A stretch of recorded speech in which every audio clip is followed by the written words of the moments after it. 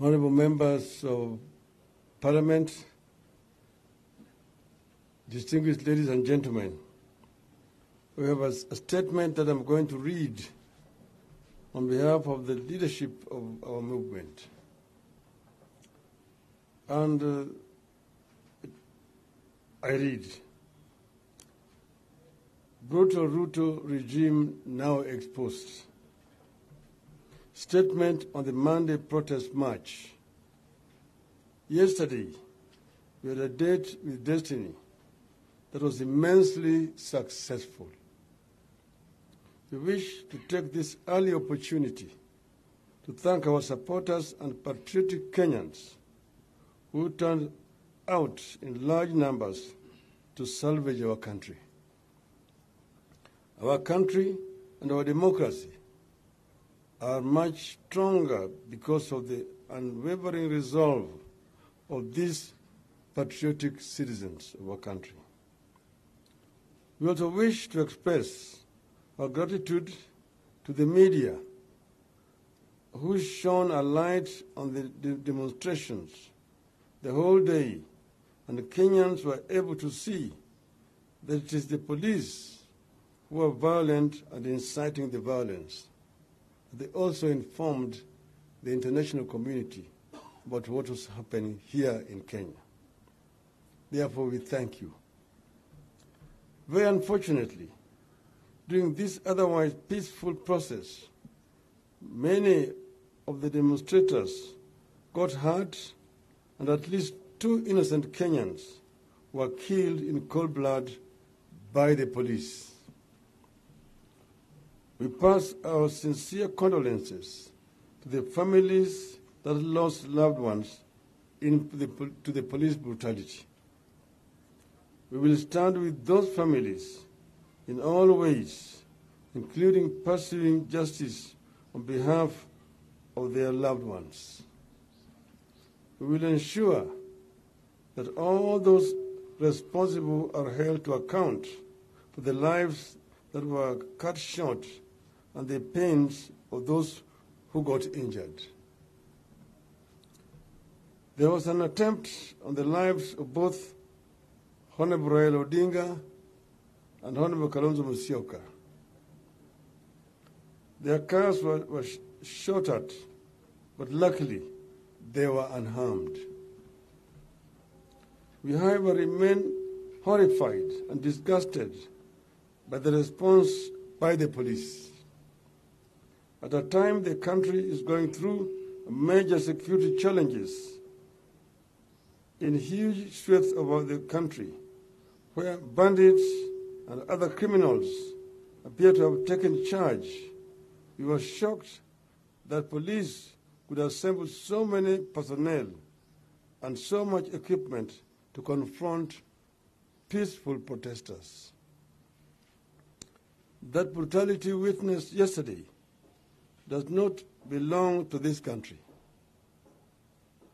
It is the more disgusting because the citizens were acting within the provisions of the Constitution, were given notice of the intention to march on Nairobi. It is impunity at its worst. We were determined to confront it as they saw yesterday.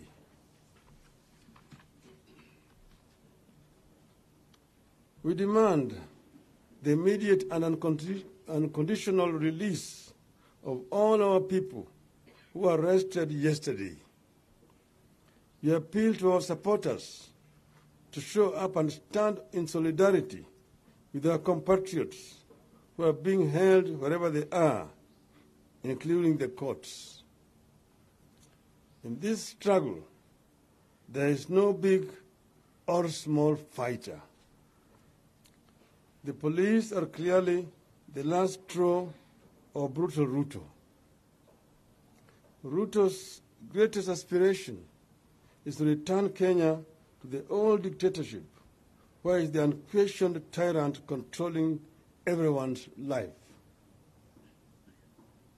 While we condemn Ruto's brutality and the ruthlessness, we have come to the conclusion that our police shall never change unless we make them change. We therefore wish to make Kenyans know that we have put together a team of security and legal experts to examine the conduct and orders given by the police commanders to the officers on the streets that led to the brutality meted out yesterday.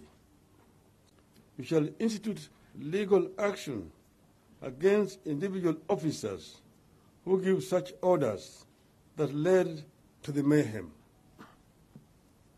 In this regard, we decry the silence of the International Police Oversight Authority, Independent Police Oversight Authority, IPOA, and the Kenya National Commission on Human Rights on brutal Ruto's misuse of the police.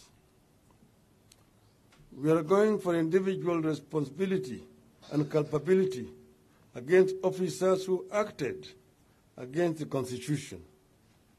So far, we have a case to file individual charges against Mr. Adamson Bungei, the Nairobi police chief. We'll press these charges locally and internationally. We'll make Mr. Bungei and his enablers understand that the days when regimes could brutalize and butcher citizens with impunity are long gone. However, we commend those among the police who showed restraint in their actions and showed respect for the rights of their fellow Kenyans. We reiterate to our supporters and all patriotic Kenyans that this struggle is just starting. We are not looking back, and we will not be intimidated. No retreat, no surrender. Our issues remain as follows, fellow Kenyans. Number one, cost of living.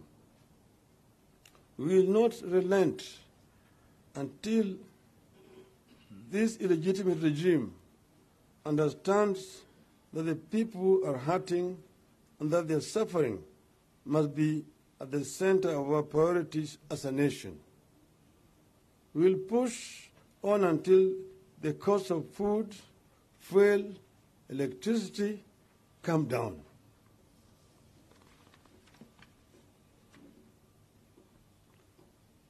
Two, electoral justice. We will continue fighting the attempt to constitute a compliant electoral commission. Brutal Ruto must stop reconstituting the IEBC unilaterally and packing it with his puppets without the involvement of other stakeholders. At the same time, we demand that the 4 commissioners who were forced to resign because they differed with Mr. Chebukati on the results must be reinstated. We maintain that IEBC must open the servers and allow an independent international audit that will without doubt prove to Kenyans that brutal Ruto did not win the last elections. 3,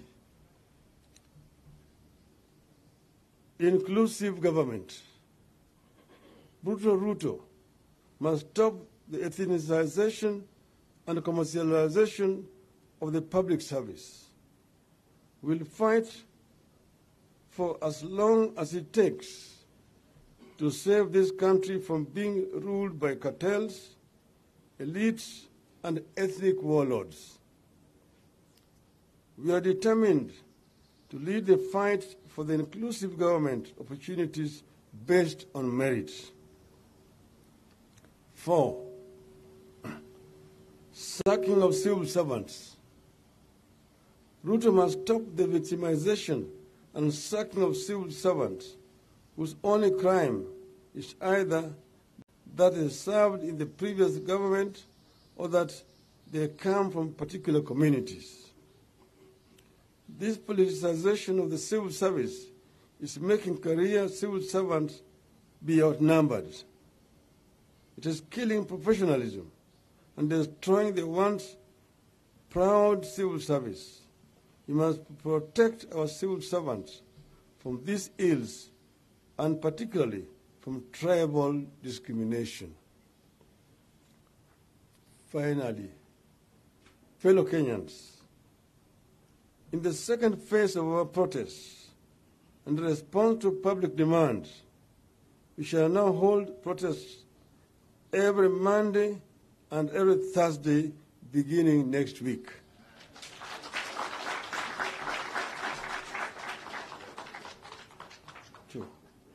We call for, secondly, we call for the boycott of Safaricom, Kenya Commercial Bank, and Radio Africa Media, particularly the Star newspaper, who have become enablers and facilitators of this brutal regime.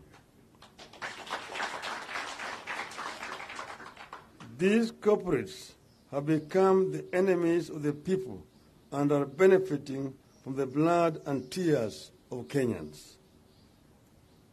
Thank you, ladies and gentlemen. End of the statement. Nitaweza kuongeza kwa kifupi kwa Kiswahili.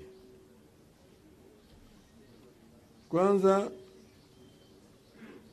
sisi kama Wakenya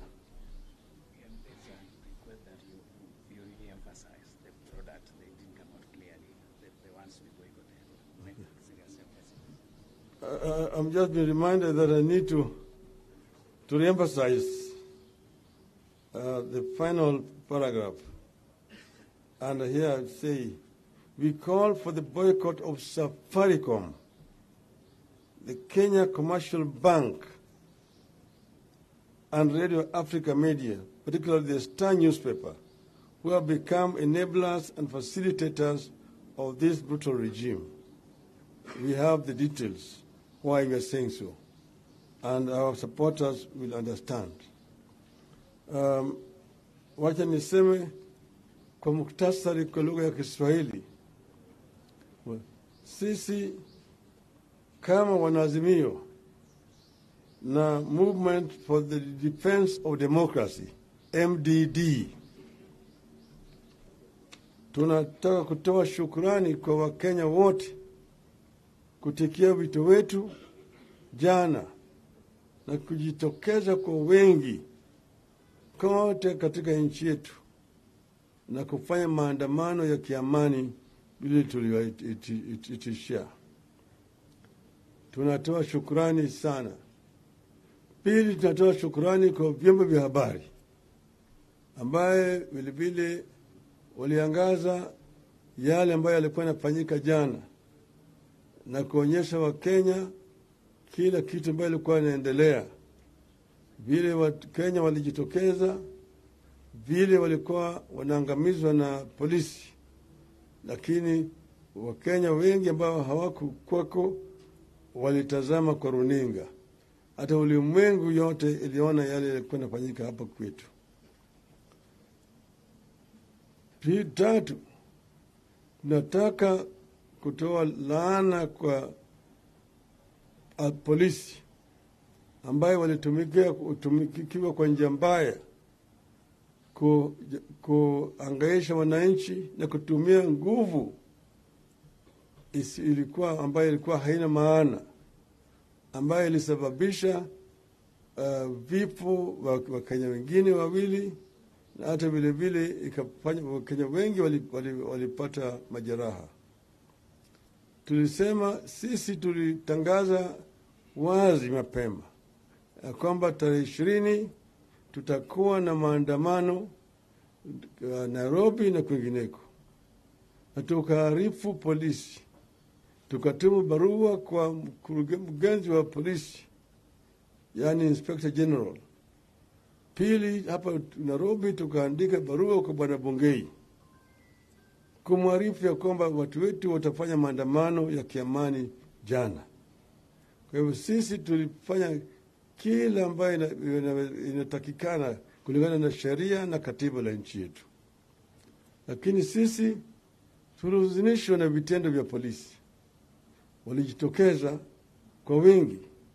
Tulishangaa ya kwamba wakati huu ambaye kuna shida eneo kuna ingine ya Kenya ya majambazi ambao wanauana na wanaua watu, polisi wangekuja kwa wengi namna hiyo hapa Nairobi, na walijaribu kuzuia watu wetu kwenda mahali walikuwa nataka waende na wakusanyike pale kwa njia ya amani.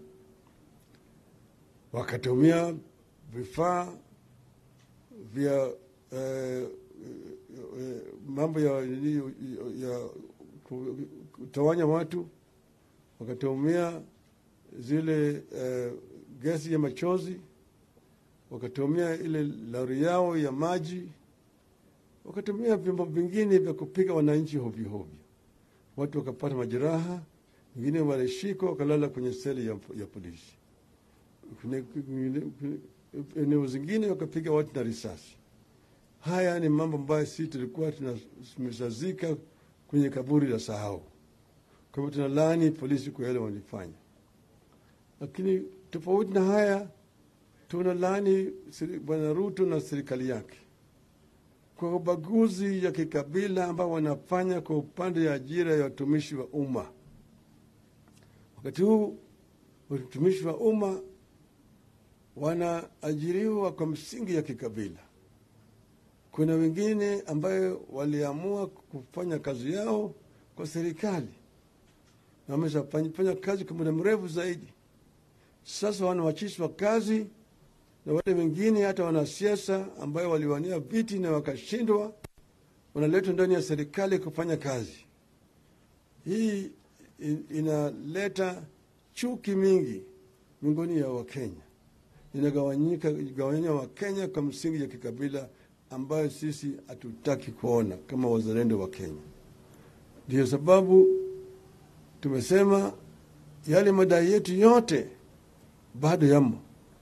Tumesema gharama ya maisha mpaka irudi chini, bei ya chakula mpaka irudi chini, bei ya mafuta na bei ya stima, hata karo ya shule mpaka irudi chini. Pili, tumesema tumekataa Bwana Ruto na wenzake kuunda tume ya uchaguzi peke yao bila kushauriana na washikadau wengine kama sisi.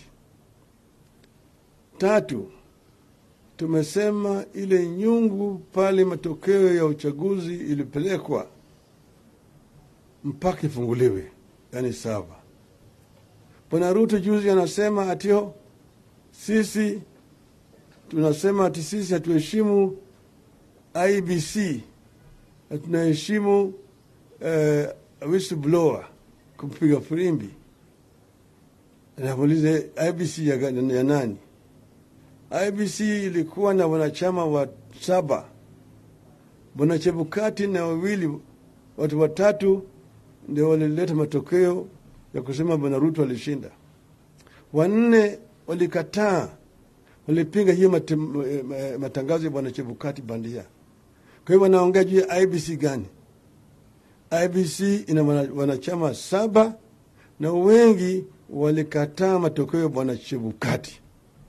Sasa mpiga firimbi amejitokeza na akatoa wazi kinagobaga matokeo ambayo Wakenya wote wamesoma. Ndio sababu tumesema tunataka tujue ukweli iko wapi. Ndio tumesema hiyo 7 ifunguliwe, wataalamu kutoka nje waaje, wakague, watueleze matokeo ilikuwa namna gani. La sivyo hatutatambua Bwana Ruto. Sisi tumesema tunataka ukombozi. Tumeweza kuambia wafuasi wetu wote, sisi tunataka kukomboa Kenya, ili Kenya hiyo ya Wakenya. Kenya hiyo serikali ambayo inaangalia maslahi ya Wakenya wote kwa jumla, bila ubaguzi upande hii na upande lingine. Na hii mambo yetu itaendelea. Tumesema kuanzia wiki ijayo tutakuwa na mgomo na maandamano siku ya Jumatatu na siku ya Alhamisi. Ndio namna hiyo. Pili, tumesema ati tutasusia makampuni yafuatayo. Kampuni ya Safaricom, kampuni ya Kenya Commercial Bank na kituo cha utangazaji cha Radio Africa, hata gazeti ya Star. Maana yake wameonyesha kwamba wanalenga upande moja na sisi wanatu bagua. Kwa hivyo haya ni uamuzi wetu. Tunaambia wafuasi wetu wote wa Azimio la Umoja, hata na watu wa MDD, ya kwamba vita yanaendelea. Aluta continua.